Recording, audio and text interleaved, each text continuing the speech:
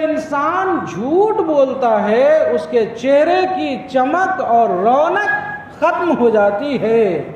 جو آدمی جھوٹ بولتا ہے معاشرے میں وہ کہیں نہ کہیں ذلیل اور خوار ہو جاتا ہے۔ کیوں؟ اس لیے کہ انسان جھوٹ بولتا رہتا ہے اور معاشرے میں لوگوں کے درمیان جھوٹے سے مشہور و معروف ہو جاتا، اور جب انسان جھوٹے سے مشہور و معروف ہو جائے تو وہ اپنا اعتماد کھو دیتا ہے، اپنا بھروسہ کھو دیتا ہے، اپنا وقار مجروح کر لیتا ہے، اور اپنی عزتوں کو سرے بازار اور سرے راہ نیلام ہوتا ہوا دیکھ کر وہ نادم اور شرمندہ بھی نہیں ہوتا۔ معزز سامعین کرام، حدیثوں میں ہے کہ بندہ جھوٹ بولتا ہے تو اس کی روزی گھٹا دی جاتی ہے، جھوٹے انسان کی روزی سے برکتیں ختم کر دی جاتی ہے۔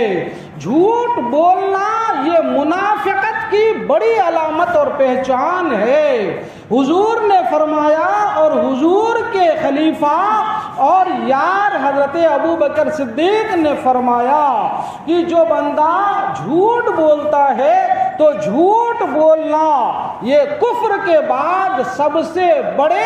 گناہوں میں سب سے بڑا گناہ جھوٹ بولنا ہے۔ اور ایک حدیث میں حضور نے فرمایا کہ جھوٹ بولنا گویا اللہ کے ساتھ شرک کرنا ہے، معاذ اللہ رب العالمین، اور جھوٹے شخص کو جہنم کے اس طبقے میں ڈالا جائے گا کہ احادیث کی روشنی میں پتہ چلتا ہے کہ ہزاروں سال کی مسافت کی گہرائی تک وہ بندہ نیچے تک چلا جائے گا۔ اللہ اکبر! جھوٹ بول کر انسان دنیا تو کما سکتا ہے، جھوٹ بول کر دنیا کے کچھ معاملے میں کامیابی حاصل کر سکتا ہے، جھوٹ بول کر اپنی چیزیں دنیا میں بیچ کر چند روپے کما سکتا ہے، جھوٹ بول کر انسان کچھ دنوں کے لیے اپنا کاروبار چمکا سکتا ہے، لیکن اس کی کامیابی میں دوام نہیں ہے، اس کی کامیابی میں ثبات نہیں ہے، اس کی کامیابی میں ٹھہراؤ نہیں ہے۔ وہ شخص آخرت میں عذاب نار کا مستحق تو ہوگا ہی، دنیا میں بھی طرح طرح کی مشکلات اور پریشانیوں میں گھر جاتا ہے، اور پھر وہ جھوٹا شخص اپنی ہی بچھائے ہوئے جال کے پھندوں میں جب پھنستا ہے تو پھر معاشرے میں اسے گردن اٹھانے اور سر اٹھانے کے لائق وہ بندہ نہیں رہ جاتا ہے۔ معزز سامعین کرام، جھوٹ ایک ایسا گناہ ہے جو فطرت کے خلاف ہے، جھوٹ ایک ایسا گناہ ہے جو نیچر کے خلاف ہے، جھوٹ ایک ایسا گناہ ہے کہ صرف مذہب اسلام میں نہیں، مذہب اسلام کے علاوہ